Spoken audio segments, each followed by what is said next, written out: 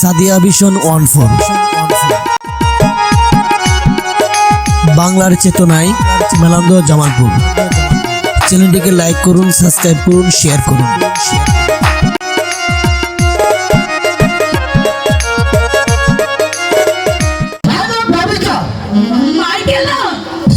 যাদের অর্থ সম্পদ আছে তারা যারা সমাজের মধ্যমণি, তারা যা খুশি তা করে যাবে। গরিবের প্রতিবাদের সুযোগ থাকবে না। রাষ্ট্র সাংবাদিক আইন হাতে ধরা হবে না।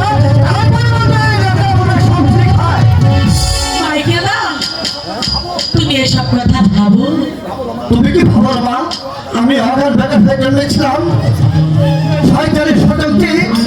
আজ আমি সমাজে বাঁচতাম যেমন জীবনা আজ জেলা পথে ভরছে একটা নিরাপত্তা করুন শয়তানের চক্রান্তে। শুনেছি ও নাকি আজ মুক্তি পাবে। হ্যাঁ পাবে।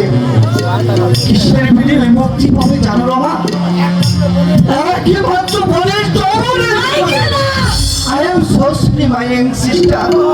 কথাটা যদি অশালীন তার জন্য তোমার কাছে আমি মার্জনা চাইছি। কিন্তু আমি ভাবছি 20 বছর একটা তরুণী একটা 60 বছরের বৃদ্ধের সাথে এই অশালীন বিবাহকে আমি মনে প্রাণে মেনে নিতে পারছি না। কিন্তু জানি না বিপদটা মেনে নিবে কিনা।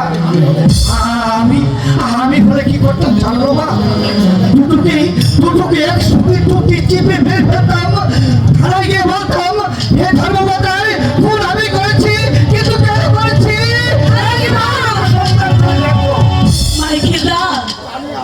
জানি।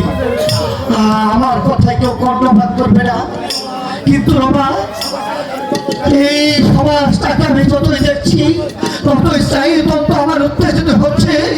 ইচ্ছে হচ্ছে মান্দা দমনে ঘুরে সমাজটাকে আমি ভেঙে ঘুরিয়ে দেই। মাইকেলটা ঠিকই বলে গেছে।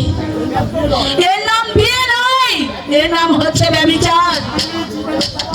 দধিচিতে হত্যা করেছিল দেবতাদের মঙ্গলের জন্য, আর দীপা তার দাদার জন্য আত্মহত্যা করলো। দীপার স্বপ্ন ছিল সুন্দর স্বাস্থ্যবান একটি স্বামী, ছোট্ট একটা সাজানো গোছানো সংসার। কি হয়েছে দাদা?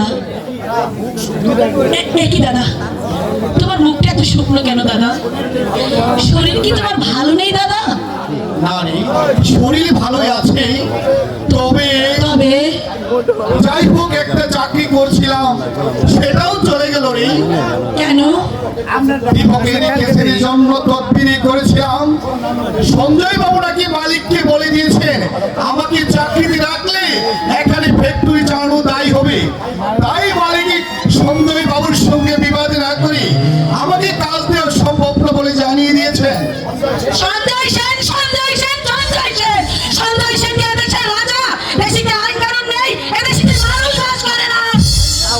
আইনের কথা বলছিস রমা? আইন আছে, কিন্তু সেই আইনে শুধু গরিবদের জন্য।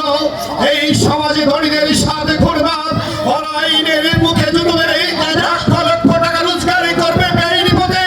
আইনের রক্ষকতা তা দেখে চোখ বুজে রইবে, আর আমরা যদি অন্যায় করি পুলিশ আমাদের টুটি চেপে ধরবে। এই তো আমাদের সমাজ। মানুষ চুরি করে খিদের জ্বালায়, পকেট কাটে পেটের গর্ত মেটাবার জন্য, ছিনতাই করে দারিদ্র নামক এই রাক্ষসটাকে বোঝাবার জন্যে। কিন্তু ধনী রাজা কোটি কোটি টাকা মুনাফা লুটছে, চুষে নিচ্ছে সাধারণ মানুষের প্রাণনাশ। ওই তাদের আইনের লম্বা হাত এগিয়ে আসে না। তুই দেখে নিস রমা, দেশের যুব শক্তি এই বৈষম্যকে বেশি দিনে চলতে দেবে না। বর্তমানে সমাজটা একটা ভারতের স্তূপের উপর দাঁড়িয়ে আছে। সমাজে কোনো পথ পাবে, বিপদ আমার চাকরিটা চলে গেল। কাল থেকে হয়তো নিরম্বর উপবাস। এখানে যদি খিদের যাই আমি পকেটে বার হই, চিন্তাই করি ওই গাড়ি বেকারদের দুই নামে খাই। তাই জন্য কি আমি যাই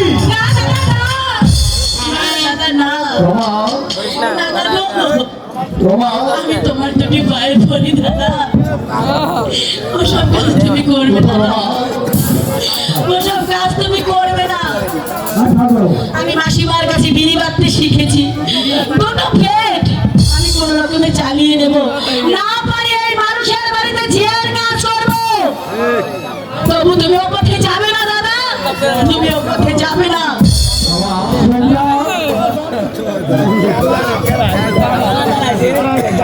কি দীপুদা, কি চেহারা হয়েছে তোমার দীপুদা।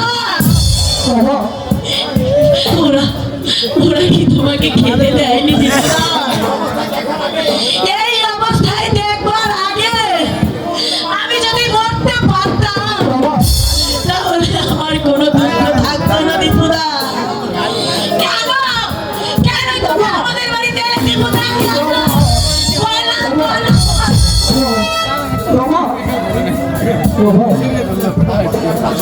তারপরে কেমন আছিস বল দীপক?